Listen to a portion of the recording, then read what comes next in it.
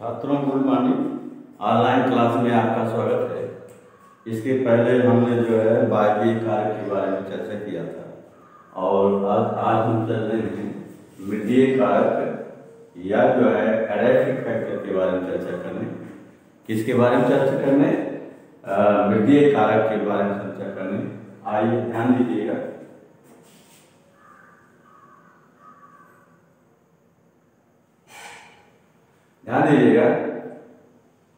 भूमि या मृदा के माध्यम से वनस्पति को प्रभावित करने वाले कारकों को या कारक को मितीय कारक कहते हैं। मितीय कारक किसे कहते हैं? भूमि या मृदा के माध्यम से पौधों या वनस्पतियों को प्रभावित करने वाले कारक को जो है मितीय कारक कहते हैं। क्या कहते हैं? मितीय कारक। पौधे की जड़ें जो होती हैं मिट्टी के कणों के बीच में जो होती फैली होती हैं, इसलिए मृदा जो है या मिट्टी जो होती है पौधों को अवलंबन या सहारा जो है देने का जो होती कार्य करती है तथा भूमि से जल एवं खनिज लवणों को अवशोषित करके उनकी आवश्यकताओं को जो होती पूरी करती है। इसके अतिरिक्त मृदा की भौतिक संरचना, भौतिक एवं रासायनिक संरचना तथा इसमें जल एवं वायु की मात्रा, ताप एवं अन्य जीवों की उपस्थिति को भी प्रभावित करने वाले मुख्य कारक है। तथा मृदा की भौतिक संरचना, भौतिक एवं रासायनिक संरचना, इसमें जल, वायु की मात्रा, ताप एवं अन्य जीवों की उपस्थिति भी जो है उपस्थिति को प्रभावित करने वाले मुख्य कारक है। फिर समझिए, भूमि या मृदा के माध्यम से वनस्पति को प्रभावित करने वाले कारक को क्या कहते हैं? मितीय कारक। मृदा में पौधे की जड़ें मृदा के कणों के बीच में या मिट्टी के कणों के बीच में पौधे की जड़ें फैले होती हैं, जिससे मृदा या मिट्टी जो होती है पौधों को भूमि स्थिर रहने का या सहारा देने का कार्य करती है तथा भूमि से जल एवं खनिज लवणों को अवशोषित करके उनकी आवश्यकताओं को पूर्ण करती है। तो इसके अतिरिक्त मृदा की भौतिक एवं रासायनिक संरचना, उसमें जल एवं वायु की मात्रा, ताप तथा अन्य जीवों की उपस्थिति को भी जो होते हैं मितीय का प्रभावित करने वाले मुख्य कारक मितीय। आइए मितीय कारक को जो है ये निम्नलिखित भागों में विभक्त किया गया है। मितीय कारक को निम्नलिखित भागों में विभक्त किया गया है। नंबर 1 जो है मृदा का निर्माण, दूसरा जो है मृदा परिच्छेदिका, तीसरा जो है मृदा का वर्गीकरण और चौथा जो है मृदा के घटक। इस प्रकार से मितीय कारक को निम्नलिखित भागों में विभक्त किया गया है। नंबर 1 मृदा का निर्माण, फॉर्मेशन या सॉइल फॉर्मेशन, दूसरा मृदा परिच्छेदिका सॉइल प्रोफाइल, तीसरा मृदा का वर्गीकरण क्लासिफिकेशन ऑफ सॉइल और चौथा मृदा के घटक कंपोनेंट्स ऑफ सॉइल। अब आइए चलते हैं नंबर 1 जो है मृदा के निर्माण के बारे में चर्चा करने। किसके बारे में चर्चा करने? मृदा का निर्माण। ध्यान दीजिएगा, मृदा या मिट्टी का निर्माण जो है 2 चरणों में पूर्ण होता है। कितने चरणों में? दो चरणों में। नंबर 1 जो है अपक्षय यानी वेदरिंग और नंबर 2 मृदा जनन। मृदा का निर्माण 2 चरणों में पूर्ण होता है। अपक्षय जिसको इंग्लिश में वेदरिंग कहते हैं और जो है दूसरा मृदा जनन जिसे पीडोजेनेसिस कहते हैं। अब आइए हम चलते हैं जो है ये वेदरिंग के बारे में चर्चा करने। इसके बारे में वेदरिंग या अक्षय के बारे में चर्चा करें। ध्यान दीजिएगा, अक्षय 2 प्रकार का होता है। कितने प्रकार का? 2 प्रकार का। नंबर 1 भौतिक अक्षय फिजिकल वेदरिंग और नंबर 2 है रासायनिक अक्षय केमिकल वेदरिंग। कितने प्रकार का होता है? 2 प्रकार का अक्षय होता है। नंबर 1 भौतिक अक्षय, नंबर 2 जो है रासायनिक अक्षय। इस प्रकार से 2 प्रकार का होता है। भौतिक अक्षय क्या है? ध्यान दीजिएगा, भौतिक अक्षय में तापमान के घटने एवं बढ़ने से जो है चट्टानें जो होती घटती एवं बढ़ती रहती हैं, जिससे चट्टानों में दरारें पड़ जाती हैं। क्या होती हैं? चट्टानों में दरारें पड़ जाती हैं। फलस्वरूप चट्टानें जो होती हैं वायु में चट्टानों के टुकड़े नीचे गिर करके छोटे छोटे अन्य टुकड़ों में जो होते हैं वो टूट जाते हैं और जब वर्षा होती है तो वर्षा का जल उन टुकड़ों पर पड़ते हैं, जिससे जो है वो टुकड़े जो होते हैं और छोटे एवं महीन टुकड़ों में जो होते हैं जो है विभक्त हो जाते हैं। फिर समझिए भौतिक अक्षय क्या है? भौतिक अक्षय में तापमान के बढ़ने एवं घटने से चट्टानें घटती एवं बढ़ती रहती हैं, जिससे चट्टानों में दरारें पड़ जाती हैं। फलस्वरूप चट्टानें छोटे छोटे टुकड़ों में टूट जाते हैं। ये चट्टानों के टुकड़े जो होते हैं वायु में नीचे की ओर गिरकर धरातल पर अन्य छोटे छोटे टुकड़ों में टूट जाते हैं। और जब वर्षा का जल होता है तो वर्षा के जल के तेज बहाव से चट्टानों के वह टुकड़े जो होते हैं और छोटे छोटे टुकड़ों में जो होते हैं यानी महीन टुकड़ों में चेंज हो जाते हैं। दूसरा ये रासायनिक अक्षय, आपने भौतिक अक्षय पर रासायनिक अक्षय ध्यान दीजिएगा। रासायनिक अक्षय क्या होता है? रासायनिक अक्षय में जल अपघटन, ऑक्सीकरण, कार्बनीकरण, जल योजन इत्यादि द्वारा कुछ खनिज जो होते हैं अपने व्युत्पन्न में बदल जाते हैं, इसी को रासायनिक अक्षय कहते हैं। रासायनिक अक्षय में क्या होता है? इसके अंतर्गत जो है जल अपघटन, ऑक्सीकरण, कार्बनीकरण, जल योजन इत्यादि के द्वारा कुछ जो होते हैं खनिज अपने जो है व्युत्पन्न में जो होते हैं बदल जाते हैं। अब दूसरा चलते हैं मृदा जनन। क्या चलते हैं? मृदा जनन। मृदा जनन क्या है? ध्यान दीजिएगा। इसके अंतर्गत वायुमंडलीय गैसें, सूक्ष्म जीव एवं केंचुए, आर्थ्रोपोड्स एवं मोलस्का के जीव जो होते हैं क्रियाओं द्वारा बने कार्बनिकल चट्टानों के टुकड़ों को जो है विघटित करके मृदा बनाने में सहायक होते हैं। तथा जो है पेड़ पौधों के मृत अवशेष एवं अन्य कार्बनिक पदार्थों पर जो है जीवाणु एवं कवक इत्यादि में जो होते अपघटित करके ह्यूमस बनाते हैं। ह्यूमस बनने से जो है मृदा जो होती है उपजाऊ हो जाती है। ये सब क्रिया जो होती है भूमि के ऊपरी सतह पर होती है। रासायनिक अक्षय जो होता है ये भूमि के ऊपरी सतह पर होता है। ध्यान दीजिएगा कैसे होता है रासायनिक या पीलोजेनिक मृदा जनन। वायुमंडलीय गैसें, सूक्ष्म जीवों एवं केंचुए, आर्थ्रोपोड्स एवं मोलस्क के क्रियाओं द्वारा बने कार्बनिक अम्ल चट्टानों के टुकड़ों को जो है विघटित करके मृदा बनाने में या मिट्टी बनाने में सहायक होते हैं। तथा पेड़ पौधों के मृत अवशेषों एवं अन्य कार्बनिक पदार्थों पर जो है जीवाणु एवं कवक जो होते हैं क्रिया करके उन्हें अपघटित करके सड़ा करके जो है ह्यूमस का निर्माण करते हैं, जिससे मृदा जो होती है उपजाऊ हो जाती है। और ये क्रिया जो होती है मिट्टी के ऊपरी सतह पर जो है वो होती है।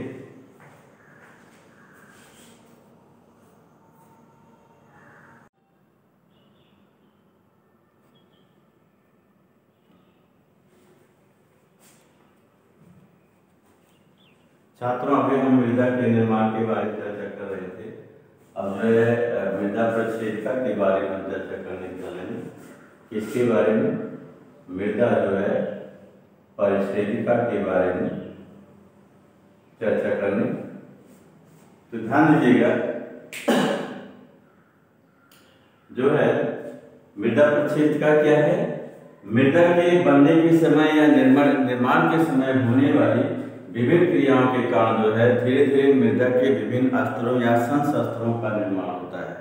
मृदा या मिट्टी के निर्माण के समय या बनने के समय होने वाली विभिन्न प्रक्रियाओं या क्रियाओं के कारण धीरे धीरे मृदा के विभिन्न स्तरों का जो होता है निर्माण होता है। मृदा के बनने वाले इन्हीं स्तरों को या संस्तरों को जो होता है ये जो है मृदा प्रक्षेपिका या सॉइल प्रोफाइल कहते हैं। मृदा के निर्माण के समय मृदा में बनने वाले विभिन्न स्तरों को जो है मृदा प्रक्षेपिका कहते हैं। क्या कहते हैं? मृदा प्रक्षेपिका कहते हैं। ध्यान दीजिएगा मृदा में कौन कौन से स्तर होते हैं? मृदा में बनने वाले स्तरों को ये 5 क्षेत्रों में विभक्त किया गया है। नंबर 1 जो है होरिजोन ओ यानी संस्तर ओ। दूसरा जो है संस्तर ए होरिजोन ए। तीसरा जो है संस्तर बी होरिजोन बी। तीसरा जो है चौथा संस्तर जो है सी होरिजोन सी। और जो है चौथा जो है 5वां संस्तर जो है आर या होरिजोन आर। इस प्रकार से जो है मृदा को 5 स्तरों में जो होता विभक्त किया गया है, जिसमें प्रथम स्तर संस्तर ओ, संस्तर ए, संस्तर बी, संस्तर सी, संस्तर जो है आर। ध्यान दीजिएगा ये जो है संस्तर ओ जो है यानी स्तर ओ जो है सबसे मृदा का सबसे ऊपरी स्तर होता है, जो कार्बनिक पदार्थों का जो होता है बना होता है। इस स्तर में जो है अनअपघटित एवं आंशिक रूप से अपघटित जो होते हैं कार्बनिक पदार्थ होते हैं। ध्यान दीजिएगा, ये स्तर में जो है संस्तर वो जो होता है होरिज़ोन को, ये मृदा का सबसे ऊपरी स्तर होता है जो कार्बनिक पदार्थों का जो है बना होता है। इस स्तर में जो है अनअपघटित एवं जो है आंशिक रूप से अपघटित जो होते हैं कार्बनिक पदार्थ होते हैं। दूसरा हम चलते हैं, ये प्रथम हमने बताया। दूसरा हम चलते हैं संस्तर हो या जो है होरिज़ोन ए के बारे में जो होता चर्चा करने। ध्यान दीजिएगा, ये भी जो है मृदा का ऊपरी स्तर होता है या ये ऊपरी मृदा कहलाता है, लेकिन ये संस्तर के नीचे की ओर होता है। ये संस्तर के नीचे की ओर होता है, फिर भी इसे भी जो होता है ऊपरी मृदा कहते हैं या ये भी ऊपरी मृदा का ऊपरी स्तर होता है। इसी स्तर में जो है वनस्पतियां उगती हैं। इस स्तर में सूक्ष्म जीव जो होते हैं निवास करते हैं, जिससे जो है इस स्तर में उनके प्रक्रियाओं के कारण जो होता है ह्यूमस की मात्रा अधिक होती है। साथ ही इसमें इस स्तर में घुलनशील लवण होते हैं जो घुलकर नीचे की ओर चले जाते हैं। इसीलिए जो है इसको स्तर को जो है अवक्षालन का क्षेत्र जोन ऑफ एलोविएशन भी जो होता कहा जाता है। फिर समझिए संस्तरीय होरिज़ोन ए के बारे में। ये स्तर जो होता है संस्तर या होरिज़ोन के नीचे की ओर स्थित होता है और इसे भी ऊपरी मृदा भी कहते हैं। इसी स्तर में जो है पौधे उगते हैं। इस स्तर में सूक्ष्म जीव जो होते हैं निवास करते हैं, जिनके जो है अपघटन से जो है ह्यूमस की अधिकता होती है, जिससे मृदा जो होती है उपजाऊ हो जाती है। इस स्तर में घुलनशील लवण जो होते हैं घुलकर नीचे की ओर जो है चले आ जाते हैं। इसलिए इस क्षेत्र को जो है अवक्षालन का क्षेत्र जोन ऑफ एलोविएशन जो होता है वो कहा जाता है। अब चलते हैं तीसरा जो है, तीसरा संस्तर जो है बी के बारे में, यानी स्तर बी या होरिज़ोन बी के बारे में चर्चा करेंगे। तो ध्यान दीजिएगा, ये स्तर जो होता है, ये तीसरा स्तर यही है। ये स्तर संस्तर या होरिज़ोन ए के नीचे की ओर जो होता है स्थित होता है। ये स्तर जो है वो संस्तर ए या होरिज़ोन ए के नीचे की ओर स्तर होता है। ध्यान दीजिएगा, इसमें अवक्षालन के कारण जो होता है इस क्षेत्र में चिकनी मिट्टी, एल्यूमिनियम एवं लोहा इत्यादि के ऑक्साइड जो होते एकत्र होते रहते हैं, जिससे यह क्षेत्र गहरे रंग का हो जाता है। इसीलिए जो होता है इस क्षेत्र को जो है संपूर्ण या एलोविएशन क्षेत्र भी कहा जाता है।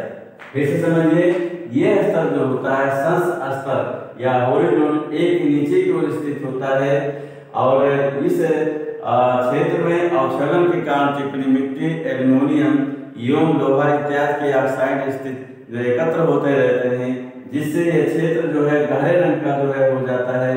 इसीलिए इस क्षेत्र को संपूर्ण एलोविएशन क्षेत्र भी जो होता कहा जाता है। नेक्स्ट आइए जो है चौथा जो है हम चलते हैं संस्तर सी या जो है होरिज़ोन सी के बारे में चर्चा करने। किसके बारे में? संस्तर सी या होरिज़ोन सी के बारे में चर्चा करने। ध्यान दीजिएगा, ये क्षेत्र जो होता है या यह स्तर जो होता है संस्तर बी या होरिज़ोन के बी के नीचे की ओर स्थित होता है। यह स्तर भी जो होता है खनिज पदार्थों का बना होता है, परंतु इसमें जो है अपक्षीण यह चट्टानों के रूप में, छोटे छोटे चट्टानों के या कमजोर चट्टानों के रूप में होता है। इसलिए इस स्तर को अवमृदा सबसॉइल स्तर भी कहते हैं। ध्यान दीजिए, फिर से यह स्तर जो होता है या कह सकते हैं यह संस्तर जो है और संस्तर बी या होरिज़ोन बी के ठीक नीचे की ओर होता है। इसमें भी ये भी खनिज पदार्थों का स्तर माना जाता है और इसमें जो है ये अवक्षेप छोटे छोटे चट्टानों के, कमजोर चट्टानों के रूप में होता है। इसलिए इस स्तर को जो है अवमृदा या सबसॉइल भी जो होता कहा जाता है। लास्ट आइए पांचवा जो है ये संस्तर आर, संस्तर आर या होरिज़ोन आर के बाद ध्यान दीजिएगा, संस्तर आर या अस्तर आर या ये या होरिज़ोन आर, ये जो है मृदा का सबसे निचली स्तर होता है। ये मृदा का सबसे निचला स्तर होता है जिसमें अनक्षीण जो होते चट्टानें होती हैं, मतलब अपघटित ये चट्टानें जो होती हैं सबसे निचला स्तर होता है। इसको सबसे नीचे माने देखिए, नीचे लिखा बनाया गया है। तो इस सबसे मृदा का सबसे निचले स्तर होता है जिसमें जो है अनक्षीण जो होती चट्टानें होती हैं।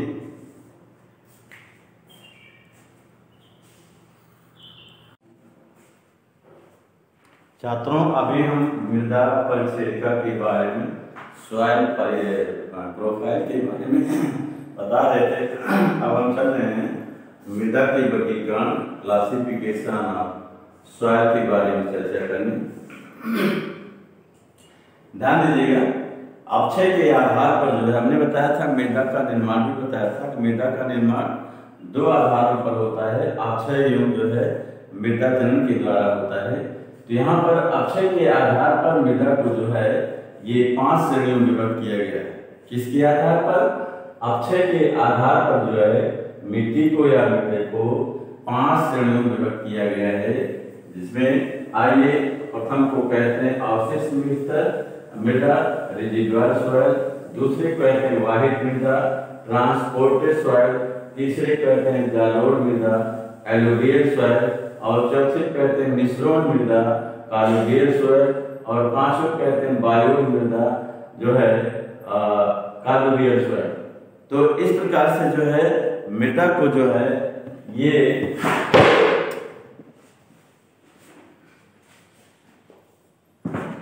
मृदा को 5 श्रेणियों में जो है विभक्त किया गया है। क्या बताएं साला।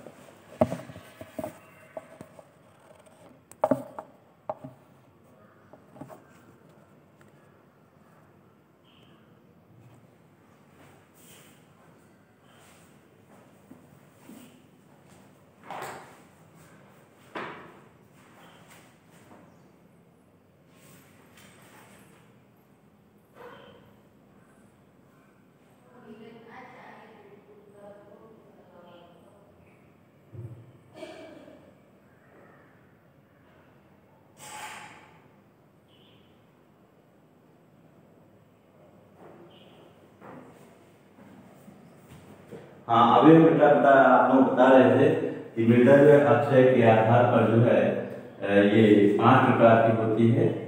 इसमें या बायोड मृदा का यहाँ जो है ये मिस्टेक हो गया है, तो इसको कहते हैं इओलियन सॉइल। इस प्रकार से मृदा जो कैमरा भी गिर गया था। इस प्रकार से मृदा जो है ये जो है 5 प्रकार की होती अक्षय के आधार पर। आपने बताया अवशिष्ट मृदा, वाहित मृदा, जलोढ़ मृदा, मिश्रण मृदा, वायु मृदा, तो 5 प्रकार की मृदा होती है इसके आधार पर। आइए प्रथम चलते हैं अवशिष्ट मृदा। ध्यान दीजिएगा, यदि अक्षय के फलस्वरूप बनी मृदा या मिट्टी उसी स्थान पर रह जाती है, यदि अक्षय के फलस्वरूप बनी मृदा उसी स्थान पर रह जाती है तो उसको जो है अवशिष्ट मृदा कहते हैं। क्या कहते हैं? अवशिष्ट। यदि अक्षय के बाद बनी मृदा जो होती उसी स्थान पर रह जाती है तो उसको जो है अवशिष्ट मृदा कहते हैं। दूसरा जो है वाहित मृदा या ट्रांसपोर्टेड सॉइल, यह जो है अक्षय से बनी मृदा जो होती है विभिन्न माध्यमों के द्वारा दूसरे स्थानों पर जाती है। यदि मृदा या मिट्टी अक्षय से बनी मिट्टी या मृदा यदि विभिन्न माध्यमों से अन्य स्थानों पर जाती है तो उसे वाहित मृदा कहते हैं। क्या कहते हैं? वाहित मृदा।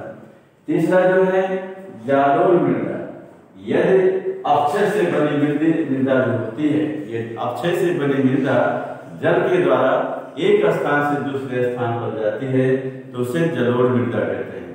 क्या कहते हैं? जलोढ़। फिर समझिए, यदि अक्षय से बनी मृदा जल के द्वारा एक स्थान से दूसरे स्थान पर जाती है तो उसे हम जलोढ़ मृदा कहते हैं। चौथा जो है मिश्रण मृदा। ध्यान दीजिएगा, यदि अक्षय से बनी मिट्टी या मृदा जो है पृथ्वी के आकर्षण के द्वारा एक स्थान से दूसरे स्थान पर जाती है तो उसे हम मिश्रण मृदा कहते हैं। पांचवा वायु मृदा, यह जो होती है मृदा जो है अक्षय से बनी मृदा वायु द्वारा दूसरे स्थानों पर जाती है तो उसे वायु मृदा कहते हैं। फिर समझिए, अवशिष्ट मृदा क्या है? यदि अवक्षय से बनी मृदा जो है उसी स्थान पर रह जाती है तो उसको जो है अवशिष्ट मृदा कहते हैं। दूसरा वाहित मृदा, यदि अवक्षय से बनी मृदा विभिन्न माध्यमों द्वारा एक स्थान से दूसरे स्थान पर जाती है तो उसे वाहित मृदा या ट्रांसपोर्टेड सॉइल कहते हैं।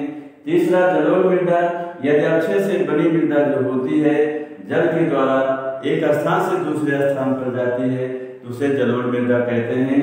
तीसरा जो है चौथा मिश्रण मृदा या कालुवियल सॉइल, यह जो है अवक्षय से बनी मृदा जो होती है पृथ्वी के आकर्षण के द्वारा या आकर्षण के कारण एक स्थान से दूसरे स्थान पर जाती है तो उसे मिश्रण मृदा कहते हैं।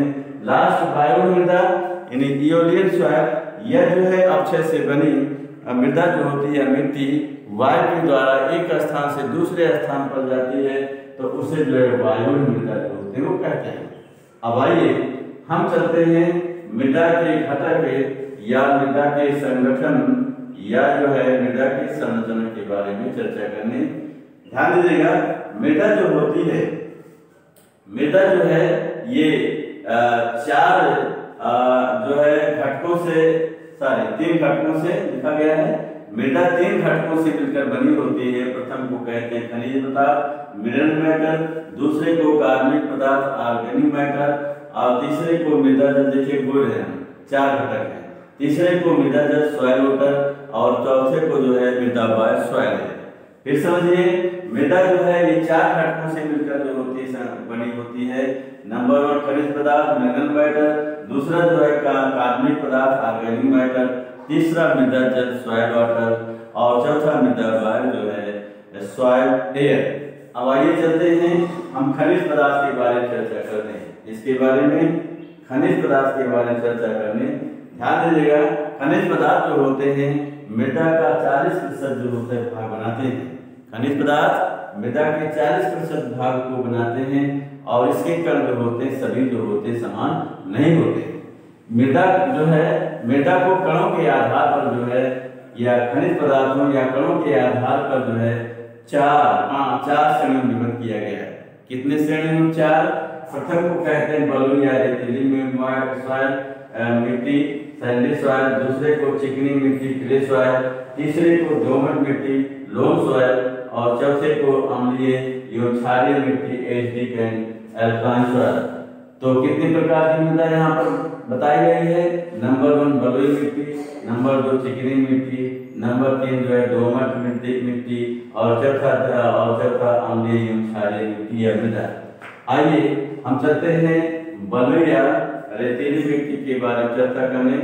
ध्यान दीजिएगा, बलुई मिट्टी के कण जो होते हैं बड़े बड़े होते हैं, इसलिए इस मिट्टी में जो है मिट्टी के कणों के बीच जो अधिक स्थान अधिक होता है। इस मिट्टी में पौधे अगर उगते हैं तो उनकी जड़ें जल्दी उग जाती है।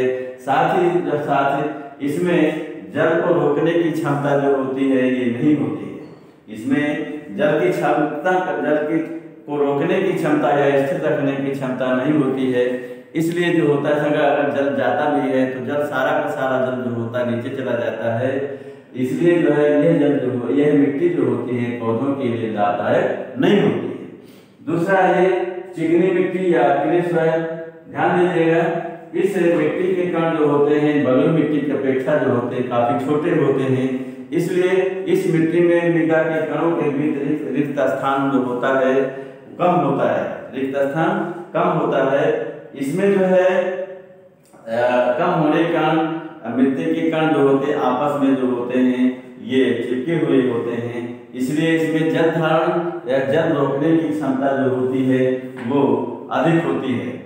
जल रोकने की क्षमता अधिक होती है। इसमें भी वायु का आगमन जो होता है बहुत कम होता है आवागमन। इसलिए यह मिट्टी भी जो होती है पौधों के लिए अधिक जो उपयोगी नहीं मानी जाती है। तीसरा ये जो है दोमट मिट्टी या लोम सॉइल। तो ये मिट्टी जो होती है ये बलुई मिट्टी, चिकनी मिट्टी, इसमें सभी मिट्टियां होती हैं। तो ध्यान दीजिएगा, ये इस मृदा में 30 से 35% गाद होता है, 5 से 25% चिकनी तथा शेष बालू होता है। ये मिट्टी जो होती है इस मिट्टी में 30 से 35% गाद, 5 से 25% चिकनी मिट्टी एवं शेष बलुई मिट्टी का भाग होता है। इसमें जो है कणों के बीच समान रूप से जितना रिक्त स्थान चाहिए रिक्त स्थान भी होता है। साथ ही कणों के बीच मृदा में जो होता है केश का जल भी उपयुक्त होता है। इसमें जल धारण या वायु के आगमन की क्षमता अधिक होती है और ये जो होती है अन्य मिट्टी की अपेक्षा सबसे अधिक उपजाऊ होती है। इसलिए जो होता है इसे जो होता है सबसे अच्छा जो होता है पौधों के लिए माना जाता है। नेक्स्ट जो है आइए अम्लीय एवं क्षारीय मिट्टी। ध्यान दीजिएगा, मिट्टी की अम्लता एवं क्षारीयता का जो होता है पौधों की वृद्धि एवं विकास पर जो होता है प्रभाव पड़ता है, बहुत अधिक प्रभाव पड़ता है। अधिकांश पौधे जो होते हैं ये तन जो है अम्लीय वाली मृदा में जो होते हैं वो उगते हैं, यानी अम्लीय मिट्टी जो होती है ये पौधों के लिए लाभदायक होती है। जबकि क्षारीय मृदा जो होती है जिसमें क्षार की मात्रा अधिक होती है वो पौधों के लिए हानिकारक होती है। इसलिए उसमें पौधों की वृद्धि नहीं होते हैं, पौधे नहीं उगते हैं। इसलिए क्षारीय मिट्टी जो होती है अच्छी मानी नहीं जाती है, जिसे हम क्षारीय मिट्टी को ऊसर या रेत भी कहा जाता है।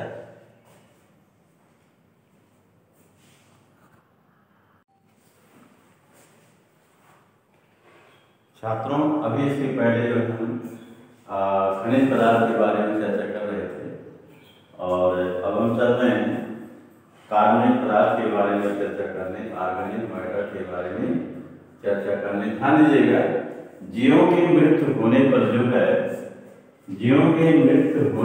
है उनके अंगों को जो है सूक्ष्म जीवों द्वारा जो है इसके द्वारा सूक्ष्म जीव मतलब जीवाणु एवं द्रव। ध्यान दीजिए, जीवों की मृत्यु होने पर जो है उनके विभिन्न अंगों को उनके शरीर को जो है सूक्ष्म जीवों द्वारा सड़ाकर या अपघटित करके मृदा में मिला दिया जाता है।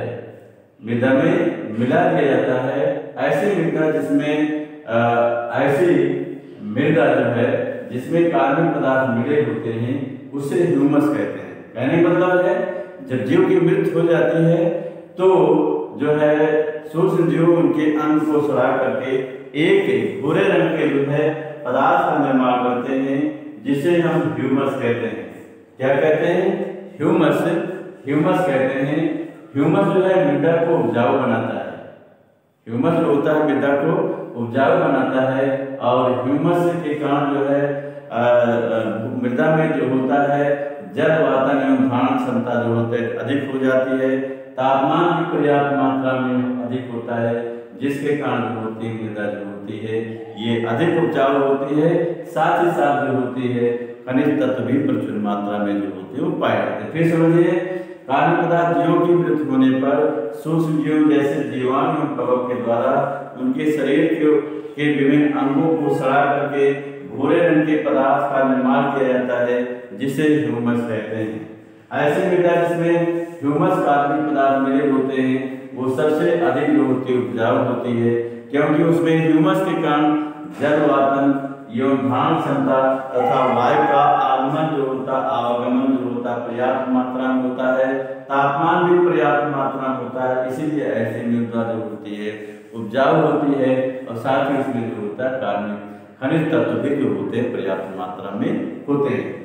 नेक्स्ट आइए चलते हैं मृदा जल के बारे में जानकारी करने। आप देखते हैं वर्षा नहीं होती है तो मृदा से हैंड पंप या जो है मशीनों के द्वारा ट्यूबवेल के द्वारा जल जो होता निकलता नहीं है। अर्थात मृदा में जल कहाँ से आता है? मृदा में जल जो होता है ये वर्षा के द्वारा आता है। किसके द्वारा? वर्षा के द्वारा। ये जल इस जल को जो है ये 4 श्रेणियों में विभक्त किया गया है। कितने? 4 के गुरुत्वीय जल ग्रेविटेशनल वाटर, दूसरे को कहते हैं केशिका जल कैपिलरी वाटर, तीसरे को कहते हैं आर्द्रताग्राही जल हाइड्रोस्कोपिक जल वाटर और चौथे को कहते हैं क्रिस्टलीय जल क्रिस्टलाइन वाटर। ध्यान दीजिए, आइए हम गुरुत्वीय जल के बारे में बात करते हैं। ध्यान दें, बरसात जब होती है तो बरसात के बाद जल का कुछ भाग जो होता है पृथ्वी के गुरुत्वाकर्षण के कारण भूमि में नीचे की ओर जाकर के जल स्तर से जो होता मिल जाता है, जिसे गुरुत्वीय जल कहते हैं। ऐसे जल जो होता पौधों को प्राप्त नहीं हो पाता अर्थात पौधे अवशोषित नहीं कर पाते। दूसरा जो है देश का जल कैपिलरी वाटर। ध्यान दें, वर्षा के जल का कुछ भाग जो होता है मिट्टी के कणों के रिक्त स्थान में भरा होता है, जिसे हम केश का जल कहते हैं, और इसी जल को पौधे जो होते हैं अपने जड़ों के द्वारा अवशोषित करते हैं। तीसरा जो है आर्द्रताग्राही जल। ध्यान दीजिएगा, जल का कुछ भाग या जल के कुछ अणु जो होते हैं जलवाष्प के रूप में मिट्टी के कणों के चारों ओर पाए जाते हैं, जिसे हम आर्द्रताग्राही जल हाइग्रोस्कोपिक वाटर कहते हैं। इस जल को भी क्योंकि पौधे अवशोषित नहीं कर पाते क्योंकि ये वाष्प रूप में बनकर वातावरण में चला जाता है। चौथा जो है क्रिस्टलीय जल, क्रिस्टलाइन वाटर। ध्यान दें, जल का कुछ है भाग जो होता है हम भाग छोड़ दिए हैं। जल का कुछ भाग जो होता है मिट्टी के कणों में होता है। किसमें रहता है? मिट्टी के कणों में होता है, जिसे हम क्रिस्टलाइन वाटर कहते हैं, जल कहते हैं। इस जल को भी पौधे प्राप्त नहीं कर पाते क्योंकि यह भी मिट्टी के कणों से उड़ जाता है। तो इस प्रकार से जल जो होते हैं ये जो है 4 प्रकार के होते हैं। नंबर 1 गुरुत्वीय जल, नंबर 2 केश का जल, नंबर 3 आर्द्रताग्राही जल और नंबर 4 जो है क्रिस्टलीय जल। आइए जो है नेक्स्ट चौथा चलते हैं। हम जो है मृदा वायु के बारे में चर्चा करने, किसके बारे में? मृदा वायु, सॉइल एयर के बारे में जो है चर्चा करें। ध्यान दीजिएगा, वायु मृदा में वायु या ऑक्सीजन का होना अति आवश्यक होता है।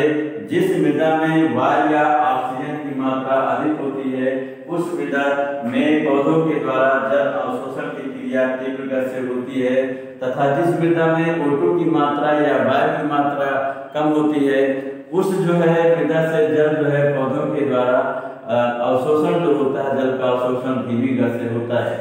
इसी प्रकार जड़ों के शोषण के लिए जो होता है ऑक्सीजन आवश्यक होता है, तथा जड़ों की वृद्धि एवं नए मूल का उत्पन्न होना शोषण के फलस्वरूप उत्पन्न जो निकली शोषण के फलस्वरूप उत्पन्न ऊर्जा के द्वारा ही जो होता संभव होता है। इसी प्रकार जिस मृदा में O2 की मात्रा अधिक होती है उसमें जड़ों एवं शोषण जीवों के शोषण के फलस्वरूप उत्पन्न CO2 आसानी से बाहर निकल जाती है, तथा जिस मृदा में जो है O2 की मात्रा कम होती है उसमें से जड़ों एवं सूक्ष्म द्वारा उत्पन्न जो है शोषण के द्वारा फलस्वरूप उत्पन्न CO2 आसानी से बाहर नहीं निकल पाती है, क्योंकि CO2 हानिकारक होती है, इसलिए ये पौधों के लिए हानिकारक सिद्ध होती है। फिर समझिए मृदा वायु के द्वारा मृदा में जो है मृदा वायु के बारे में चर्चा करने। मृदा में वायु या ऑक्सीजन का होना आवश्यक होता है, क्योंकि उसी पर जो है वायु पर ही या ऑक्सीजन पर ही जल अवशोषण निर्भर होता है। इसलिए जिस जल में O2 या ऑक्सीजन की मात्रा अधिक होती है उस मृदा से पौधों के द्वारा जल अवशोषण की क्रिया तीव्र गति से होती है, और जिस मृदा में जो होती है वो O2 की मात्रा कम होती है उस मृदा से जल का अवशोषण पौधों द्वारा धीमी गति से होती है। साथ ही जो है O2 या ऑक्सीजन जो है मृदा में जो होता है जड़ों के शोषण के लिए आवश्यक होता है। जड़ों के वृद्धि एवं जो है मूल रोम के निर्माण के लिए या उत्पन्न होने के लिए शोषण के फलस्वरूप उत्पन्न ऊर्जा के द्वारा ही संभव होता है। इसलिए जिस मृदा में O2 की मात्रा अधिक होती है उस मृदा से जो है जड़ों एवं सूक्ष्म द्वारा जीवों के शोषण के फलस्वरूप उत्पन्न CO2 आसानी से बाहर निकल जाती है, और जिस मृदा में जो है O2 की मात्रा कम होती है उस मृदा से जड़ों एवं सूक्ष्म जीवों के शोषण के फलस्वरूप उत्पन्न CO2 जो है आसानी से बाहर नहीं निकल पाती है, जो पौधों के लिए हानिकारक होती है।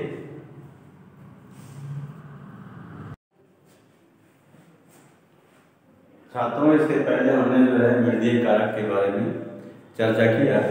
अब हम चल रहे हैं जो है अस्थाकृत कारक टोपोग्राफिक फैक्टर्स के बारे में चर्चा करेंगे। इसके पहले हमने जो है मृदीय कारक के बारे में चर्चा किया था। अब हम चल रहे हैं स्थलाकृतिक कारक टोपोग्राफिक फैक्टर के बारे में चर्चा करें। ध्यान दीजिएगा, टोपोग्राफिक फैक्टर या स्थलाकृतिक कारक जो है ये 3 प्रकार का होता है। इसे 3 भागों में विभाजित किया गया है। नंबर 1 समुद्र तल से स्थान की ऊंचाई एल्टीट्यूड ऑफ प्लेस, दूसरा भूमि का ढलान स्लोप या स्टीपनेस ऑफ सॉइल, तीसरा जो है पर्वतों की दिशा डायरेक्शन ऑफ माउंटेन। इस प्रकार से स्थलाकृतिक कारक को 3 भागों में विभाजित किया गया है। फिर समझिए, नंबर 1 स्थान की ऊंचाई समुद्र तल से स्थान की ऊंचाई एल्टीट्यूड ऑफ प्लेस, दूसरा भूमि का ढलान स्लोप और स्टीपनेस ऑफ सॉइल, तीसरा पर्वतों की दिशा डायरेक्शन ऑफ माउंटेन्स। अब आइए हम चलते हैं स्थान की ऊंचाई के बारे में चर्चा करने। एल्टीट्यूड ऑफ प्लेस, ध्यान दीजिएगा, किसी भी स्थान की ऊंचाई जितनी अधिक होती है वहां पर उतना ही तापमान कम होता है, वहां पर उतना ही तापमान कम होता है और वर्षा जो होती अधिक होती है। किसी स्थान की ऊंचाई जितनी अधिक होती है वहां पर उतना ही तापमान कम होता है और जो है वहां वर्षा जो होती कम होती। ध्यान दीजिए, समुद्र तल से जो है, समुद्र तल की सतह से जो है प्रत्येक 165 मीटर के ऊंचाई पर जो होता है 1 डिग्री सेल्सियस तापमान जो होता है कम होता है या कम हो जाता है, गिर जाता है। इस प्रकार जो है प्रति जो है 1000 मीटर की ऊंचाई पर जो है 6 से 7 डिग्री सेल्सियस तापमान कम हो जाता है और वहां पर जो होता वर्षा अधिक होती है। ध्यान दीजिएगा, किसी भी स्थान की वनस्पति को ताप एवं वर्षा जो होते हैं वो दोनों प्रभावित करते हैं।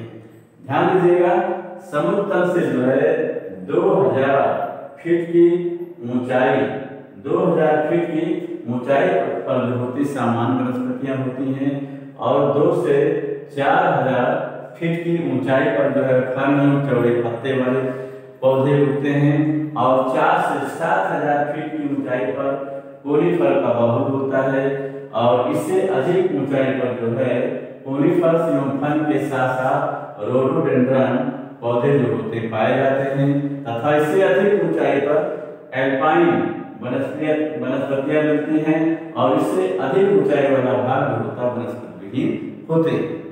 फिर समझिए, स्थान की ऊंचाई, किसी भी स्थान की ऊंचाई जितनी अधिक होती है वहां पर तापमान उतना ही कम होता है और वर्षा जो होती है वो अधिक होती है। समुद्र की सतह से प्रत्येक जो है प्रति 165 मीटर की ऊंचाई पर 1 डिग्री सेल्सियस तापमान जो होता है कम हो जाता है। इस प्रकार प्रति जो है या प्रत्येक 1000 मीटर की ऊंचाई पर 6 से 7 डिग्री सेल्सियस तापमान कम हो जाता है और वहां पर जो होता वर्षा अधिक होती है। हमने बताया किसी भी स्थान की वनस्पति पर ताप एवं वर्षा दोनों का जो होता प्रभाव पड़ता है। इसलिए जो है समुद्र तल से 2000 फीट की ऊंचाई पर जो है सामान्य वनस्पतियां होती हैं और जो है 2 से 4000 फीट की ऊंचाई पर फल एवं चौड़े पत्ते वाले पौधे पाए जाते हैं, उगते हैं। 4000 से 7000 मीटर फीट की ऊंचाई पर कोनीफर्स का बाहुल होता है। इससे अधिक ऊंचाई पर कोनीफर एवं फल के साथ साथ रोडोडेंड्रन पौधे भी पाए जाते हैं और इससे अधिक ऊंचाई पर जो होते एल्पाइन वनस्पतियां मिलती हैं तथा इससे अधिक ऊंचाई वाले स्थान जो होते हैं वनस्पति विहीन होते हैं। नेक्स्ट चलिए जो है भूमि के ढलान के बारे में चर्चा करें। जो है स्टीपनेस और स्लोप ऑफ सॉइल, भूमि का ढलान, भूमि के ढलान का क्या प्रभाव पड़ता है। ध्यान दीजिएगा, अधिक ढलान भूमि पर जो होता है या ढालू भूमि पर जो है वर्षा का जल नहीं रुकता है, जिसके कारण वहाँ की मृदा या मिट्टी आप गाँव में देखते हैं अगर बड़ा सा ढीठ है, कोई ऊंचाई टीला है तो वहाँ पर पानी नहीं रुकता, मिट्टी उसकी सूखी रहती है। अधिक हमने बताया अधिक ढलवा स्थान पर, ढालू स्थानों पर पानी जल वर्षा का जल नहीं रुकता है, जिसके कारण वहाँ की भूमि सूखी रहती है, जिससे मृदा अपरदन मिट्टी के कटाव की संभावना जो होती है वो अधिक होती है और ऐसे इसके कारण ऐसे स्थानों पर पौधे जो होते हैं कम उगते हैं या कम जो होते पाए जाते हैं। फिर समझे, हमने बताया भूमि का ढलान क्या प्रभाव पड़ता है? अधिक ढाल वाले स्थान पर या भूमि पर वर्षा का जल जो होता है नहीं रुकता है, जिसके कारण वहाँ की मिट्टी सूखी रहती है और जिससे मृदा अपरदन या भूमि के कटाव की अधिक होने की संभावना रहती है, जिसके कारण ढलुआ स्थानों पर जो होते पौधे नहीं उगते। तीसरा है पर्वतों की दिशा, डायरेक्शन ऑफ माउंटेन्स। ध्यान दीजिएगा, यह पर्वतों के ढाल के ऊपर पड़ने वाले ढाल के ऊपर पड़ने वाले प्रकाश की मात्रा जो होती कम होती है एवं तेज शुष्क हवाएं चलती हैं, तो वहां पर मरुद्भिद वनस्पतियां जो होती पाई जाती हैं, जैसे हिमालय पर्वत के उत्तरी ढलान पर वनस्पतियां मिलती हैं। इसके विपरीत जिस ढाल पर जो है सूर्य का प्रकाश जो होता अधिक पड़ता है और नम हवाएं चलती हैं, तो वहां पर वनस्पतियां जो होती अधिक पाई जाती हैं, जैसे हिमालय के दक्षिण ढालों पर या दक्षिणी ढलान पर। फिर समझिए जो है पर्वतों की दिशा, यह जो है पर्वत के ढाल या ढाल के ऊपर पड़ने वाली प्रकाश की मात्रा कम होती है और तेज शुष्क हवाएं चलती हैं, तो वहां पर मरुद्भिद जीरोफिलिक वनस्पतियां पाई जाती हैं, जैसे हिमालय पर्वत के उत्तरी ढलान पर वनस्पतियां पाई जाती हैं। इसके विपरीत यह जो है जिस ढाल पर जो है सूर्य का प्रकाश जो होता अधिक पड़ता है और नम हवाएं चलती हैं, तो वहां पर जो है वनस्पतियां अधिक पाई जाती हैं, जैसे हिमालय के उत्तरी ढलान पर पाई जाने वाली वनस्पतियां। तो छात्रों, हम ऑनलाइन क्लास यहाँ पर समाप्त करते हैं, इसके आगे कल चर्चा करेंगे।